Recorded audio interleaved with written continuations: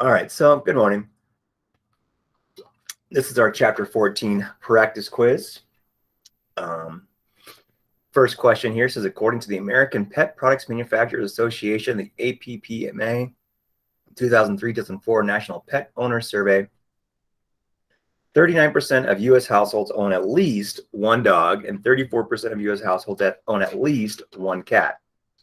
Assume that 60% of U.S. households own a cat or a dog.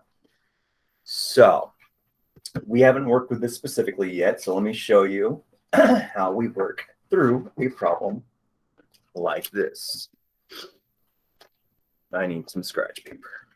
All right, so this one definitely needs some sort of work. It's very difficult to picture this in your head. You kind of need something to kind of write it out. So I like to kind of start by looking at what we have. They say 39% own at least one dog. So dog, we can say is, let's just say 39%. Cat, let's call it 34%. And we'll say dog or cat would be 60%. All right, so a few things you notice here is that it says 39 is dog, 34 is cat, and 60% is dog or cat. They don't, those numbers don't really add up. And so if you remember the lesson we did on Tuesday, we talked about, well, what about the dog and cat owners? Okay, that's the households with a dog or at least a dog or a cat. So that's not talking about both. We don't know the both type statement yet. So if we think of like a Venn diagram with dogs and cats, okay, there's gonna be some overlap. Okay, like I know myself, I have dogs and cats, and I know a lot of other people do too. So we just don't fill in 39% here and 34% here because we don't know the dog owners that don't have cats, and we don't know the owners that don't have dogs. But we know if we added all three of these up, it would add up to 60%. So just using these raw numbers, 39, 34, and 60, I'm going to say this. I'm going to say, oh, wait. Remember that little, if we go back to our notes, it said you add all the dogs, or all of group A plus all of group B. Let me write that out. So you would say the probability of group A plus the probability of group B minus what they have in common, right, of A intersect B, and that's going to be the total of A union B. So if you want to figure out all of this, okay, this right here is probability of A, this is probability of B, and this is probability of A union B, okay? We don't know the intersection, okay? The intersection, that little thing we don't know is that little point there in the middle, okay? When it says dog or cat, the or means to add everything together, okay? We want to know the households that have the dogs and cats. So I can say 39. I'm just going to use the whole numbers here, okay? You can use decimals, that's fine. I'm going to use the whole numbers and convert it up accordingly later. Plus 34. We don't know what this is. I'm going to go ahead and call it like this. Okay, but it's basically the intersection of dogs and cats. And that's going to equal the total, which they said was 60%. Once again, I'm just using the whole numbers to represent that. So it's going to be a little bit weird. I'll show you that in a second. But basically, on your actual quiz and potentially on your exam, you're probably going to be given a question just like this, okay? And it's understood that you have all of this, all of that, and they give you all of it together, but they don't tell you what the intersection is, and they want you to figure it out, okay? So to figure it out, I'm going to combine this together to make what? 73 minus the intersection of them, right? Because 73% is a lot higher than 60%. So we know there's some intersection we have to remove, which would make sense right now. I'm thinking it's going to be a 13% because 73 minus 13 would give me that 60. So I'm going to subtract this to both sides using my algebra skills.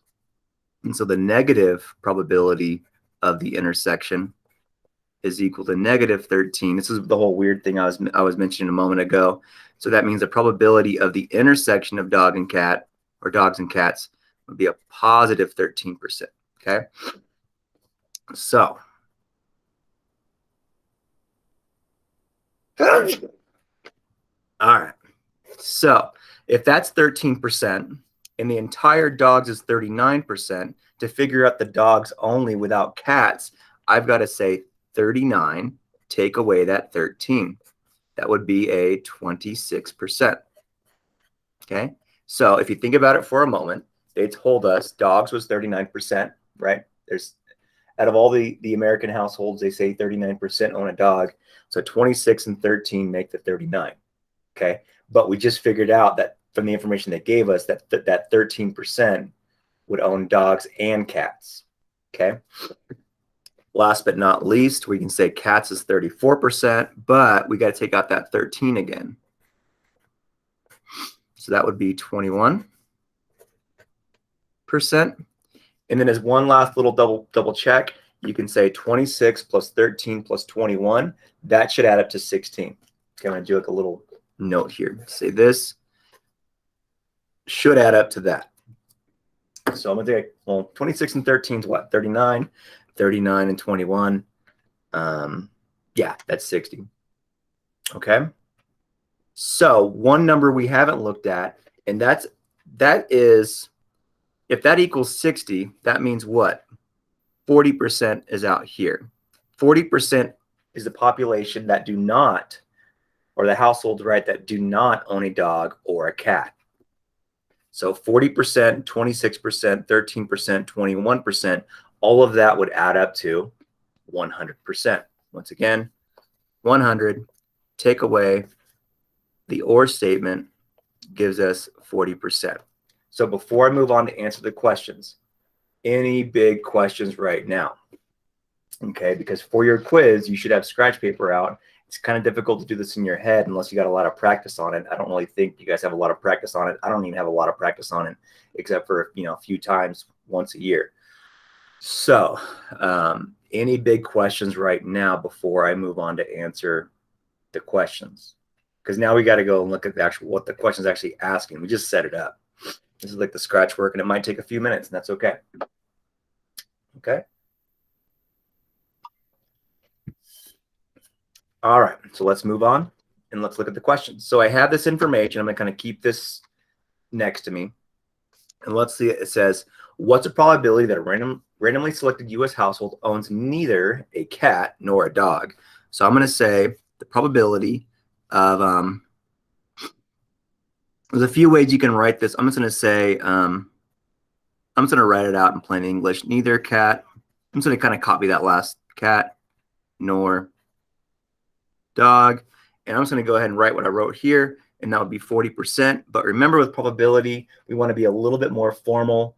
That's usually when we kind of get more informal. We write like a sentence about chance. Usually when we say the word chance is when we use a percentage. But we're going to go ahead and convert this 40% to a decimal, which would be 0.4 or 0.40. I'm going to call it 0.40 for now. Okay. Now that one actually wasn't too bad. We probably could have just said 60% of U.S. households own a cat or a dog. So we could have said 40% from there. Okay, next question says probability that a randomly selected U.S. household owns both a cat and a dog. So it's an and statement, right? Probability of cat and dog.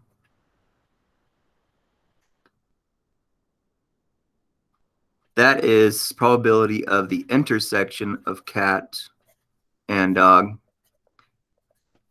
Okay, that's that middle guy there, 13%. But I want to be more formal, okay, and I want to write the decimal version of that, okay? For your exam or for your quiz, you should be typing out the decimals, okay? If it looks like it needs 2 decimal places, just use 2 decimal places. Later on, we're going to have some different numbers with a lot of numbers past 2 decimal places, they might go pretty far out. I'm going to tell you, just do 3 decimal places. Just go to the thousands place. Just go towards 1 more decimal. That's kind of the standard thing that I've seen a lot with probabilities. All right, so last question here for this first section. Probability that a randomly selected U.S. household owns a cat if the household has a dog. So this is one of those things that we say cat. Now, when they say this whole if thing here, they're kind of talking about that given statement. Okay. Cat, given that they have a dog. And that thing was, if you remember right, it was probability of cat intersect dog. And then you divide by whatever the given statement was. In this case, it was dog.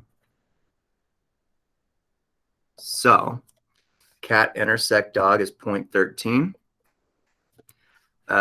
Dog is not 26. This is where a very common mistake is. You'll put the dogs only. It's not dogs only.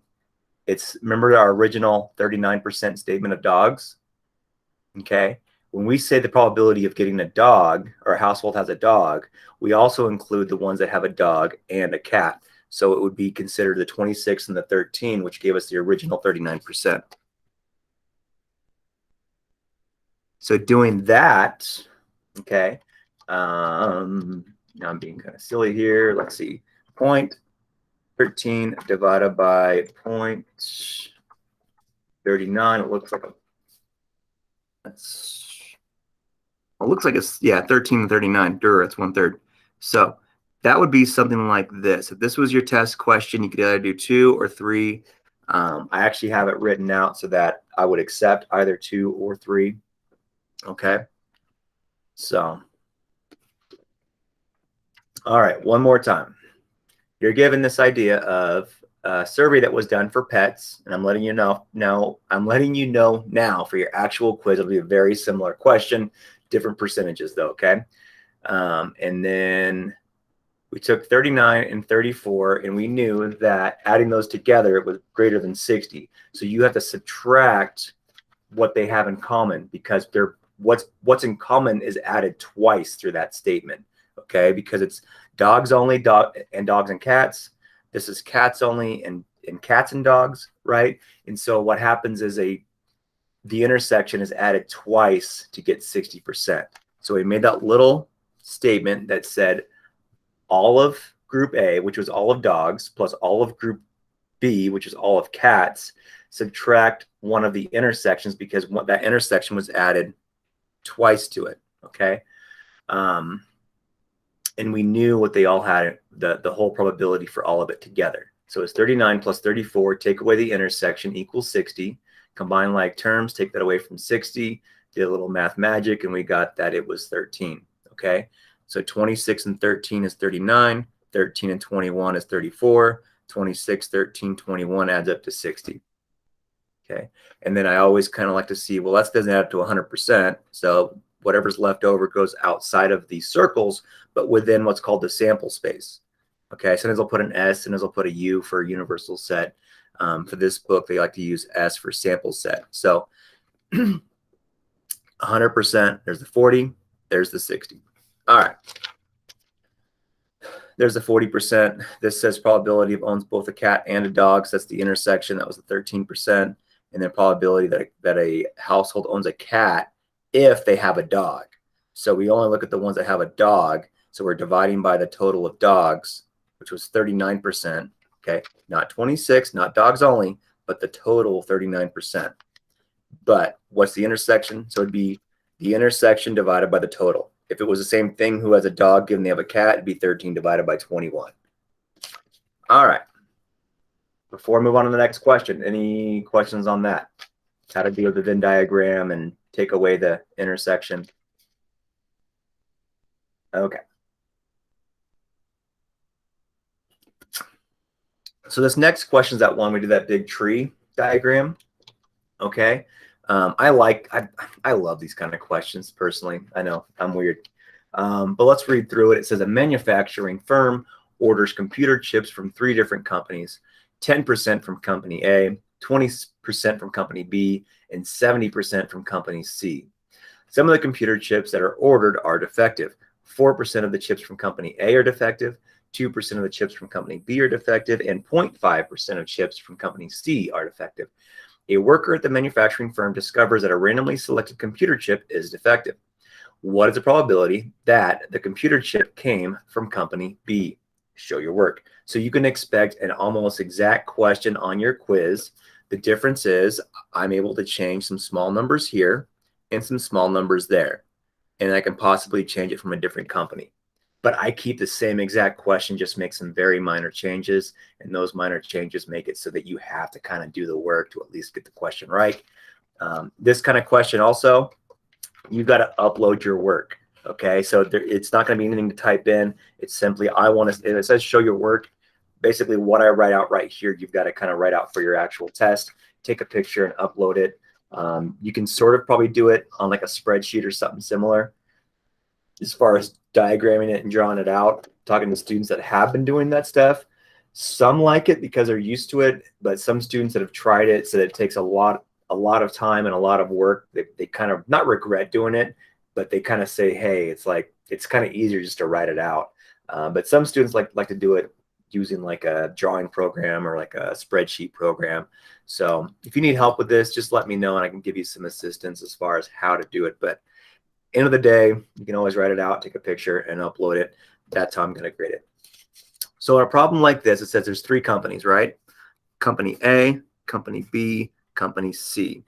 Okay, this is company A, this is company B, this is company C. It says 10% of the chips, this is like computer chips. And it says 10% go here. Okay, it says 20% go here. And 70% go down here. So one thing you always got to double check to make sure you're doing it right is just double, triple check that these always add up to 100% or 1. I think in the notes we were using decimals. Okay, it was like 0.10, 0.20, 0.70, whatever. But these should always add up to 1 or 100%, right? So you don't have any missing information. Okay, the next one says these. Okay, there's going to be these chips coming off the line are either going to be one of 2 things. Either they're going to work or they're not going to work. And so the language they use are defective, but they don't tell you the other word. And so I believe, yeah, the notes we said okay. So either it's defective or it's okay.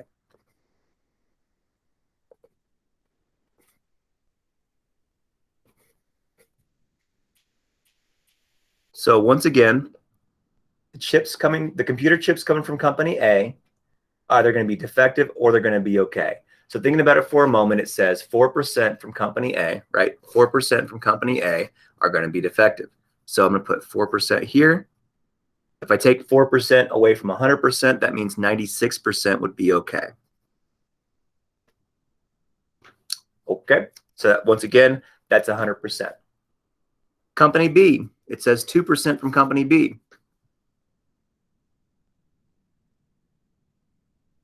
So on your quiz, I want to see all this stuff kind of written out. Now, I probably should have given myself a little bit more space, but hopefully you guys can kind of get the gist of it. If not, please let me know and I can rewrite it for you, okay? It says 0.5% are defective from company C. So a little hint, right? 0.5% would be 0.005, okay? I don't think we're going to have to use that at all, but just giving you a reminder for that. And then lastly, it says, okay, so we got that. So that would mean 99.5%, right? Because 99% and 1% would be 100%. That's less than 1%. It's 0.5%. So that's going to be 99.5. 98 and 2, 96 and 4. Cool. So a few things we can do. I would leave it right here for right now. Well, yeah, we'll leave it like this for right now. Some of your book work and other stuff, they might want you to multiply this times this for this, this times this for this, this times this for this, and have all of them written out. I'm going to say that for now it's okay. Let's just take a look at what they want. They want to know a defective chip from company B. So this would be company B, and that would be the 2% defective chip. So 20% is 0.20. Defective is 2%, so that's 0.02. I'm going to multiply that together, and that's going to be my answer. Okay, company B, the defective chips, multiply that together.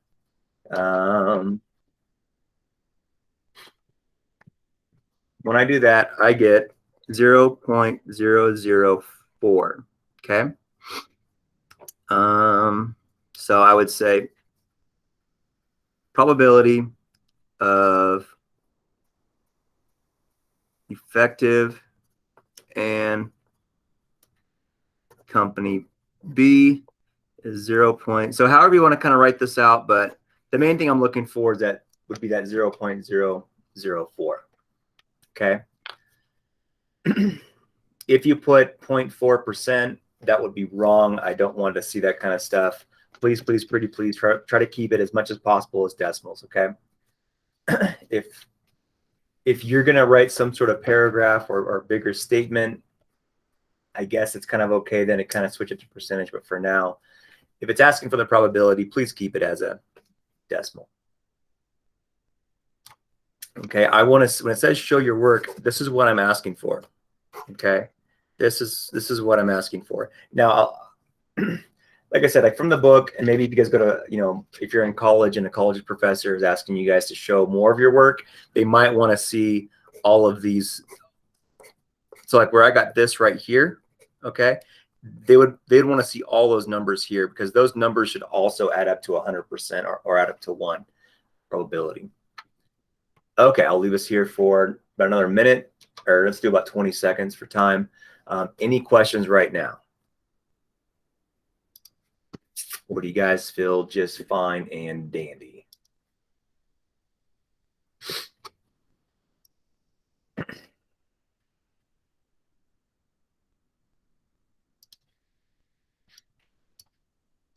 Okay. So let's do that. Okay. All right. No questions, so let's move on. Okay, so all these questions here refer back to this table here. Okay, all these questions, once again, here are going to be referring back to that original OG statement there. Okay, so this is a survey of an introductory statistics class in the autumn of 2003. Asked students whether or not they ate breakfast the morning of the survey. Results are as follows. Okay, for the gender here, there was male and female. Okay, 66 males said yes, they had breakfast. 125 females said they had breakfast, for a grand total of 191 students that said they had breakfast. 66 males said they did not have breakfast. 74 females said they did not have breakfast, and there was a grand total of 140 students that did not have breakfast. Okay, 132 male students had 132 male students were in the survey. 199 female students were in the survey. 331 total students. So, given that information, let's take a look at what we need to do. So, the first question says the probability that a randomly selected student is female. So, what's the whole group here? Okay, the probability that a randomly selected student. Okay, so a lot of times you'll see words like this right here. So, randomly selected student. So, you're talking about all the students. Okay, that's that 331.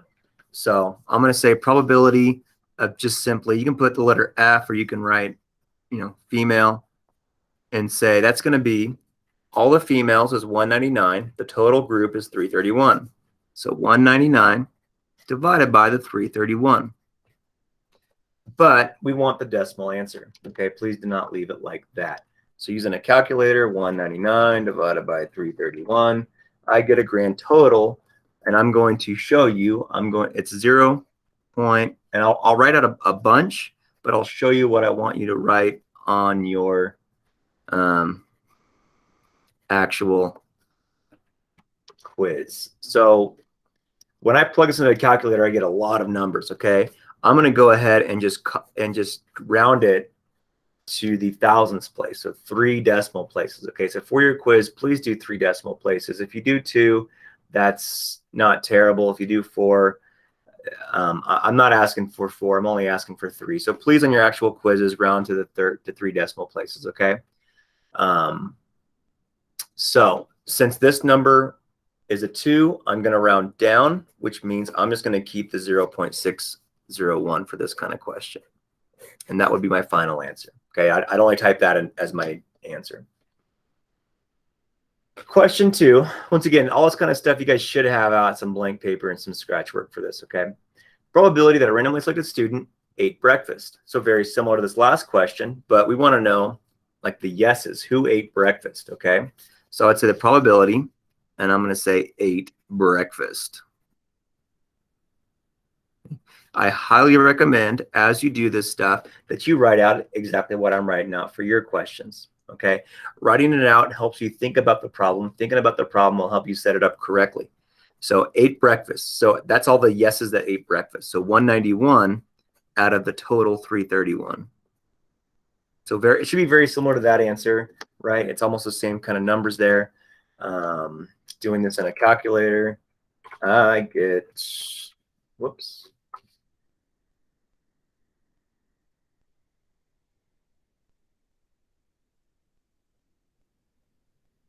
Oh, I pushed a button.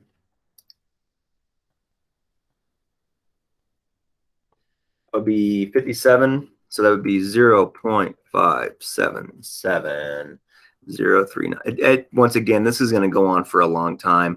I just want the 3 decimal places. It's a 0, so it's obvious. Hopefully, I round down.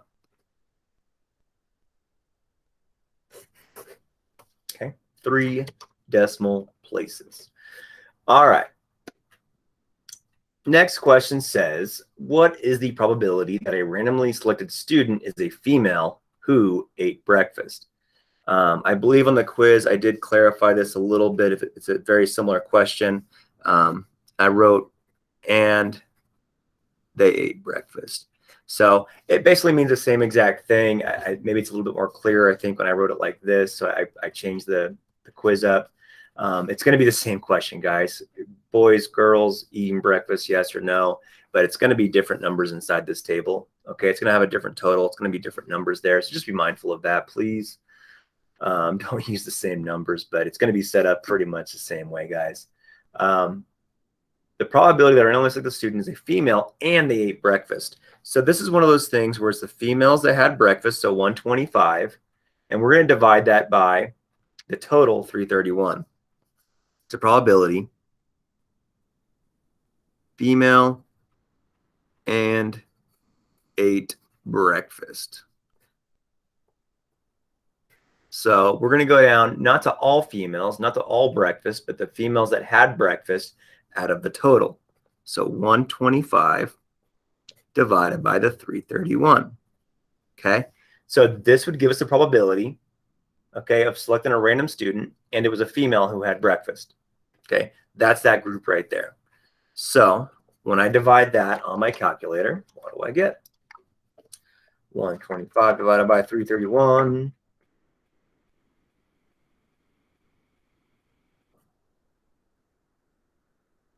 So I'm just going to write, once again, a bunch of numbers out, but really I just want 3 digits, okay? So 0.37, but you see how it's a 6 here, right? Numbers that are 5 or bigger, we want to change this number to the next number up, okay? So 0.377643, all I care about is this next number past the number that I'm looking for, okay? So the 6 means I round up, which means I change a 7 to an 8, okay?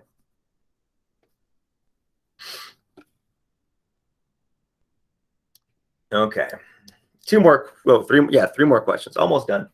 What's the probability that a randomly selected student is female, given that the student ate breakfast? So you're looking for a statement like this. This is the stuff you got to be careful for. Luckily, though, for questions D and E on here are both going to be given. So it should help. You don't see given in any of this kind of stuff, only until you get to D and E. So don't do this process unless you get to this one here. So randomly selected student is female. Okay, female. Given they ate breakfast. So we put that bar, okay? Start spelling bar. That bar a lot of times is referred to as a pipe because it goes vertical versus horizontal. Generally, bar is reserved for horizontal lines in math, but female given they ate breakfast. So that's that thing where it's that's that intersection of female and ate breakfast divided by the probability. And once again, it's going to be the probability out of all that ate breakfast, okay?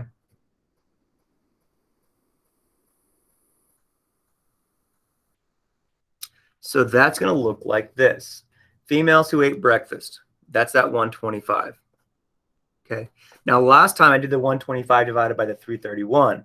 This time, however, it's going to be the 125, not divided by the total 331, but the total that just ate breakfast. So the total that ate breakfast was the 191. So you see how it's a little bit different. Okay, you're not dividing by the entire group. This is when you see like an and statement like this, is the entire group. When you see the given statement, that's when it's only this group, the total of this subgroup. Okay. And I'm not hiding anything when you get the question. I think it's question number 8 on your quiz. It's going to be very similar. Okay.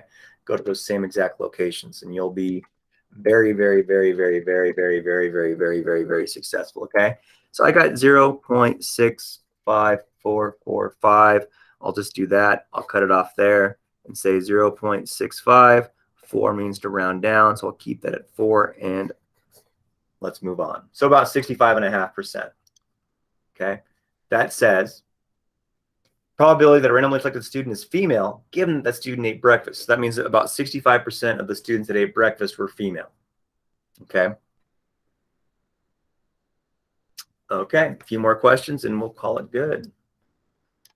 Okay. Probability that a randomly selected student ate breakfast, given that the student is female. So it's the same thing, but opposite, right? There's that given statement again. So this time, though, it's ate breakfast.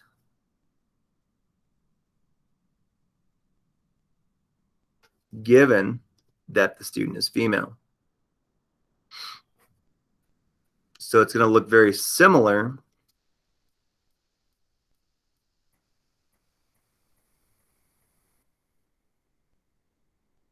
The difference is the total females will be on the bottom. So the top number you'll see is actually the same number because that's in the same location. Ate breakfast, yes, female, okay? It's the same box on the table. The difference is we're not dividing by the total that ate breakfast, we're dividing by the total females of the group, okay? So when I do that, let's take a look at what this says here, okay? Ate breakfast, that's the 125 again. This time, though, it's the female group. So female group is the 199 out of the total. So when I divide that, 125 divided by the 199, I get 62.8, 0.62814. Let's just do that. Okay, at 1, I round down. Keep that an 8, and I call it good. Okay, so the 125 not divided by the 8 breakfast people, it's the given that it's the female student. So 125 divided by the 199. Okay, so a slightly different number.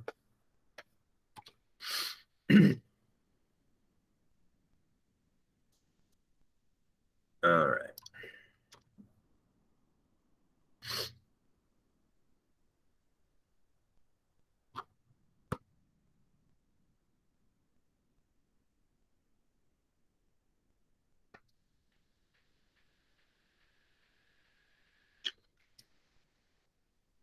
All right. Any questions right now?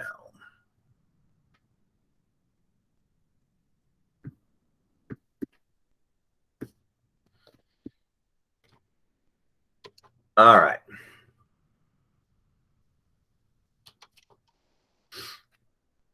So not a single question.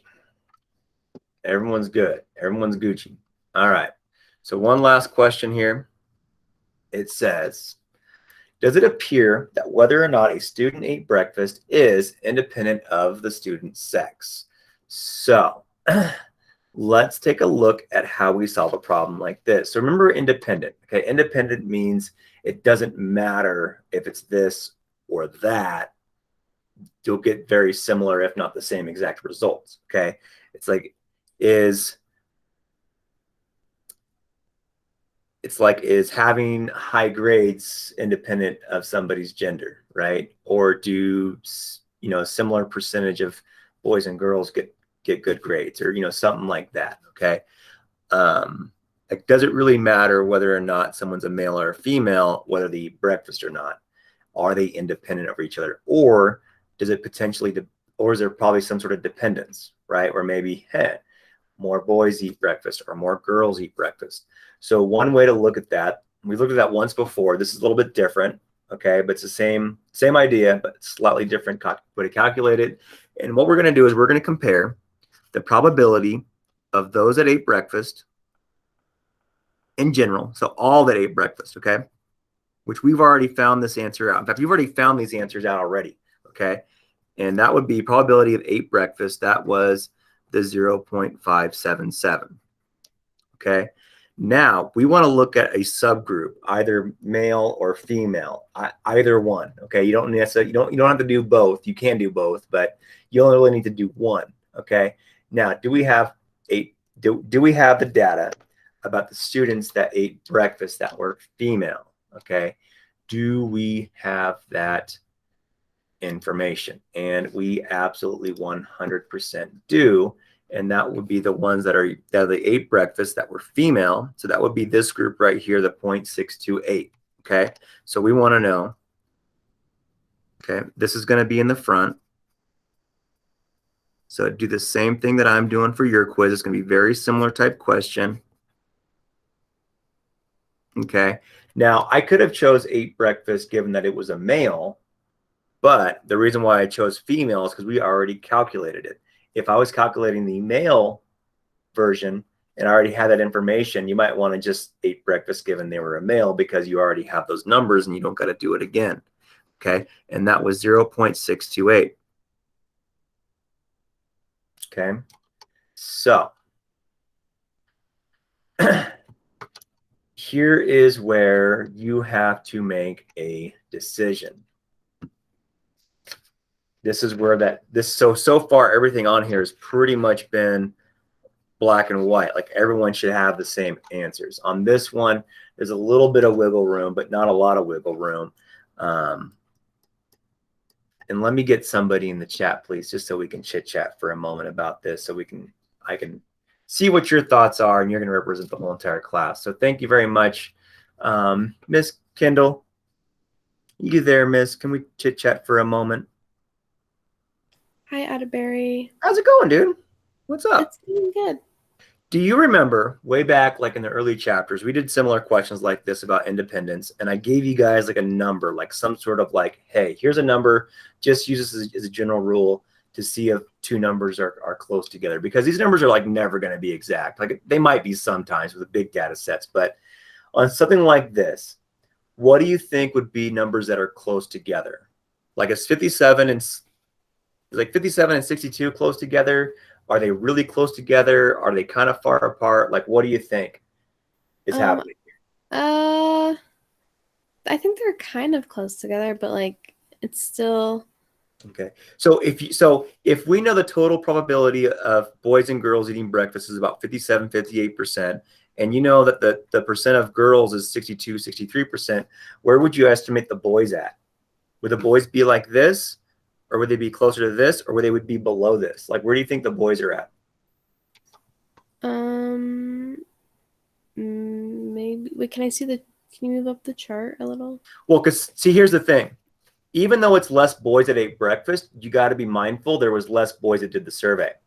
So we could take, so remember for this one, it was 125 divided by 199. We did this divided by this. So if you want right now, Kendall, we're going to do 66 divided by 132 just to get a general idea.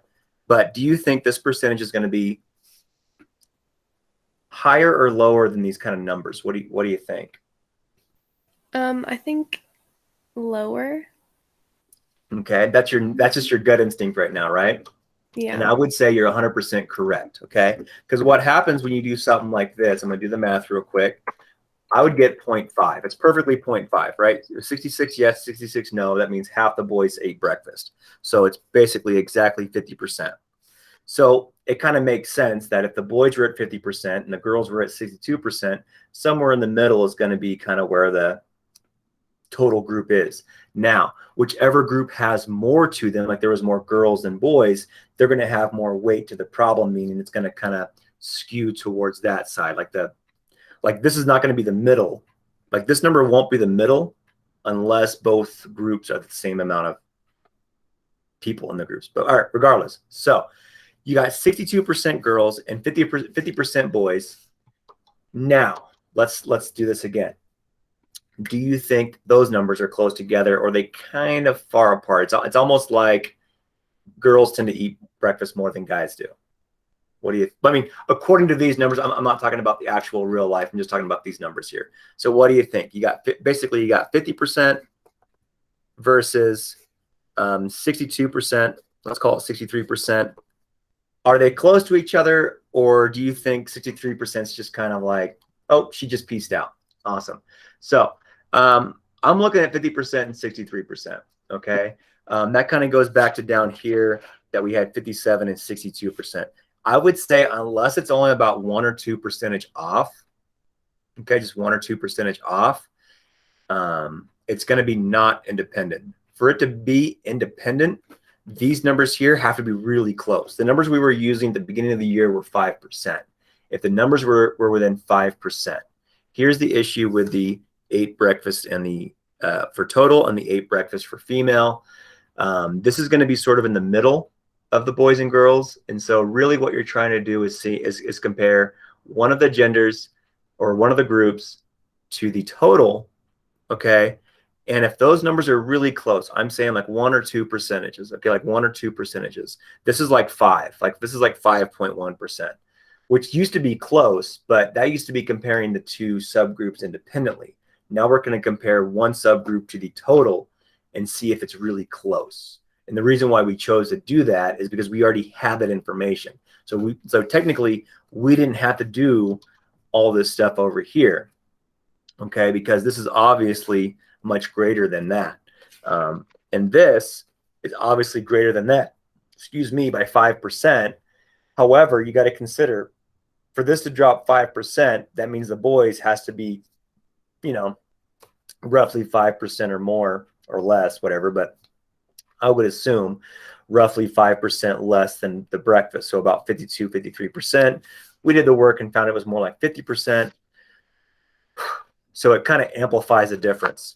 But if those were close, okay, if they were close, like I'm talking 1/2%, okay, like 1 or 2%, then it would be independent, okay? If it's not, which is, let's say, greater than, I'll say greater than 2% for now. Okay, if it's greater than 2%, then we'll say it's not independent. Okay, so does it appear that whether or not a student ate breakfast is independent of the student's sex? Explain. This is not an AP class. The AP class, I'd go into more detail about how to best explain this. I'm just going to say right now, it does not appear that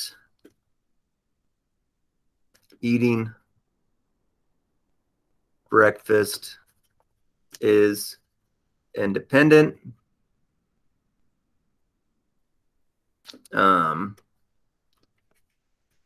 This survey suggests that girls or females are more likely to have breakfast. Okay, so is this like an AP level answer? Probably not.